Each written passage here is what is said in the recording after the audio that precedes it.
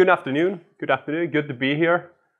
Thanks for the invitation. And a lot of things going on here, and now we try to sort it out because this is kind of fun. Because as an accountant, we have a stakeholder for everybody. So I actually been working with every product, I think, with my history.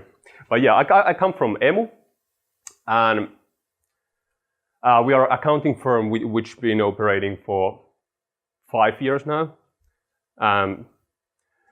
We started from the digital accounting, and we went to the e-accounting stuff straight away. And we started with the thing that we don't want to use paper, and we just want to have the digital process and automate routines and try to be there. And that's where we started. And then we got along into the startup scheme, I would say, and the few years back when the hype was on, and I think I've been on that road ever since.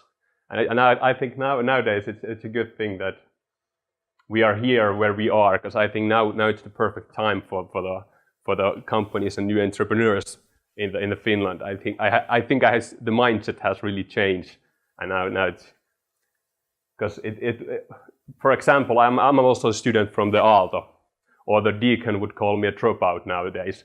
But 5 years it was like, oh come on, you should really graduate before you can do it. But nowadays it's a good thing. So people really think that, oh yeah, you can do something by yourself. Nice. It's really, the atmosphere has changed. I think in Finland it's a good thing. Good thing. And well, basically we have a lot of range of services. We have now 25 people working for us, and as I said, we have the basic accounting services, but we don't want to stop there, and we go all the way to the, let's say, the interim CFO services, and there's a lot of variety on there. And we also don't want to focus on here on my presentation. I will focus on the bookkeeping and accounting, but we also want to be more got the good governance side. So we try to be the entrepreneur's friend on the every aspect of the business control, as we saw with Janne's the mind map set there, which Jukka, sorry. Yeah, it was pretty horrifying. And when you take few laws there, if you take the tax laws there and the, let's say, the limited company laws and everything, the picture gets a little bit bigger even that, but that's also what we try to do. We try to simplify that for the entrepreneurs, and it's a huge jungle. But yeah, we go. There was one question: do startups should do their own accounting? I wouldn't recommend that.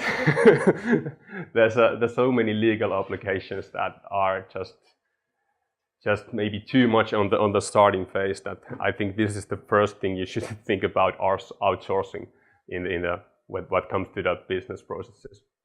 And also I'm a big believer in that every startup should streamline and outsource everything that is not their core business. And I think that's the main mantra nowadays, but I still see entrepreneurs who are really trying to do everything, and then they lost focus and with the startup and a big growth plan, you should have a super clean focus, I think. and that's something to outsource in the beginning. And if you want to be on the accounting side, you want to focus on something, I would recommend you focus on the cash flow and the business model and the prediction of how the business logic is going to work. And that's something the accounting office can help you with, but I think every entrepreneur and company should learn themselves how the revenue stream is coming and how it's developing in the future. Right? But hopefully you're not trying to do. Actually, there's sole entrepreneurs. We are also working with who are working with the servant, and it's actually working pretty good because they're doing their own accounting there, and we are only helping them on the yearly basis. So that's actually pretty good. And if you're getting a good solution for the limited company, I'm waiting for it. Actually, you should educate a little bit your salespeople, because when I asked, they didn't tell me about that option. Okay. Okay. Yeah. Yeah, but for the buyer's guide, I tried to collect few things for the 15 minutes. But I want to emphasize that this first is this working? Yeah. The first is this accounting service field in general in Finland. It's pretty. There's a lot of variety still. It's getting consolidated. There are super big accounting firms, but then there are a lot of small accounting firms, one lady or one man offices working on roughly 2,500 accounting firms still in Finland. And of course, that means that there are also a lot of variety on the accounting services and the level. Well, that's something you should, in general, you should maybe keep in mind that when you go to I think we are in a modern era. We are focusing on the digital accounting, but there are also a lot of traditional where the things are still going with the paper and pushing paper around, and that might be a bit problematic for the startups who needs to be fast, and they should have a scalable processes, and they should have a like super automated everything from the administration and the bureaucracy. And that's something that the normal digital accounting really gives you. You can have the option now or later to automate everything, and that's where you should go in the beginning, I think. And you can take the really lean digital solution, but keep in mind that you might want to scale it up in the future. So don't think about what you want now, but what you will be in 3 years or so. So as a startup, I wouldn't even talk to the accountants who work in the traditional way or so, unless you really like to do everything on a paper. But as I have seen the startup scheme, they don't even. It's the assumption that you want to be as digital as possible. But then there's also with the startups, I really liked the Mäkitalo's picture with the life cycle model, because that's how we think of the services as well. Because it's easy to see that you have the kind of the ramp up phase when you start to build a company, then you go to the seed round, and then you might hopefully find some investors, go to the teches, and then you launch your product and you start to grow. And every step when you take in this life cycle brings you the different problems. And I really like the companies that can really try to move on when you go with your life cycle. And that's something, we have the same kind of model, but I don't have it here, but we think like the same way. So when you're in the beginning, we try to, we know that you are in a bootstring mode, you don't have much money because you might not be funded yet. So the model we have to work with is pretty lean, and we have to be super cost efficient. But still we should have the kind of the processes that will give you the possibility to grow. So it's actually super hard sometimes to find the right kind of track on that. So where we would, how much kind of law services do we need? How much accounting software we should use, or so? It's not even easy solution always. But this is one thing I want to emphasize with the accounting. We still have a lot of entrepreneurs, as I said, want to do all of them by themselves, and they don't appreciate their own time. And I think that's a really shame, because there's so much to work on a startup and a business that you don't want to do this on your own. And it's boring, as said here a few times, unless you're a professional and you get something out of it. But yeah, because I think the most expensive actually accounting services are those which you're trying to do it by themselves. And we have a few stories that we have few startups who were trying to do them by themselves, and then they bring, okay, we didn't really got this right, and they bring the pile of paper to us, can you please help us? And then we say, okay, we can try, but you should have come to us 1 year before this. And then it might be really expensive. And I don't even want to know the stories with the law firms, because they see this also all the time. And when I think this is also a very good, important tip, because with the accounting firms, there are of course, they're made of people, and there are a lot of different accountants.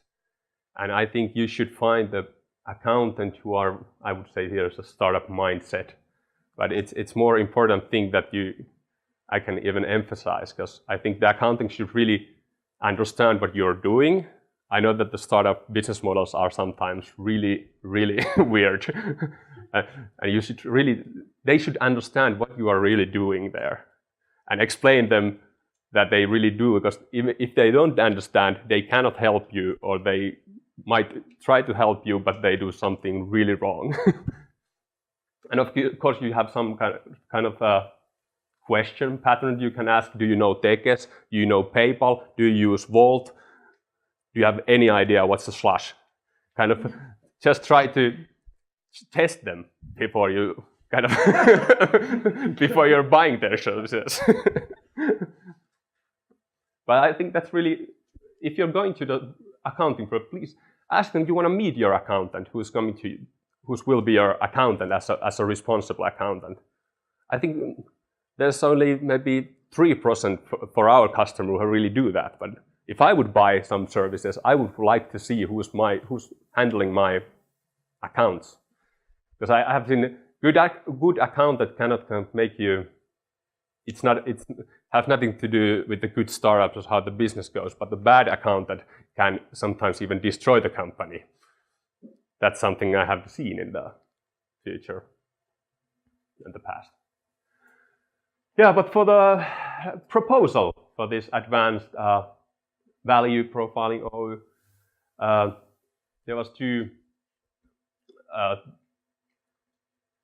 scenarios that the company where I think the year 2015 was that they are really on the just ramping up the services. So we would recommend that we take this minimum, really just all the law obligated services and nothing else. And we also always use this kind of cloud-based accounting software which allows us to collaborate. It allows us to change the division of work. If you want to outsource more, you can. If you want to outsource less, you want to be the self-made man, you can. But we can also always decide what's the level, how we work together. And in the beginning, if you want to have you probably are doing more yourself. You're doing your invoices, you're paying your invoices. You might even do your own salaries, of course. But you might want to have someone check for a few hours in a month to check that everything goes right and all the legal obligations are where they should be, and so on. And maybe next year we should have, when you start to really grow, we should think about some kind of plan for how we try to estimate your cash flow. If you're going to get funding or so we might have something to do that we have to build the kind of due diligence governance for that, and we need to kind of figure out the financial, how to get there, that the investors will be interested about the firm. And here's one rough estimate. It's just the ballpark that we always have a kind of some cloud-based accounting software. We use many. We also use Holvi, which will be the last, and we have Servant. So we use Procount, we use NetWiser, and we have a few of our own things. But the main thing, and we always offer a little starter platform, nevertheless, what the software will be. And we try to give for the basic service, we try to get a fixed fee that would help the startup to budget let's say, at least the one year for what the accounting cost should be. But for this, actually, this pricing would be too much for that kind of company if it's not funded. So we would be in trouble in this bidding proposal. But but if it would be funded, I think this would be. But with a little help from Netipelo, maybe they get some funding. Yeah, and there was only 40% growth rate. I would try to get it for 100%, so we would be at a different place. But this is just a rough ballpark for the companies where it should be for the limited company. And there you go. Okay, thank you. Thank you. We went a few seconds over, but let's still give you a chance of a question or two. No questions on. I actually have a question on the pricing there. Could you the Excel sheet? So I was just wondering. I mean, can you if you just want to get started and you kind of don't want to go totally wrong, so could you just have like the setup, like what's that together, like the 300? Is that something that you would offer just by itself, and then to help somebody get in the good direction, for instance? Well, yeah. Well, that's the for the basic For the setup project, yeah. and of course that we have a meeting and we talk about it. It always get consulting. Sure, but I mean, would you do it like? Would you offer like somebody wanted to get there, they can't afford all that other stuff, and they just want to get it set up a little bit right. Would you offer that as a 300 euro service, and then you would say, please come back in a year's time and we'll offer you something else? Yeah, or I could even give you free consultation for an offer, like if you need any help for this purpose. Okay. But great. with the 300, that's the basic setup. Because if we get a cloud kind of software up and running, it always takes work, and we try to keep it as lean as possible. But that's the ballpark is. Okay, cool. So any other questions? Okay, thank you. Thank you.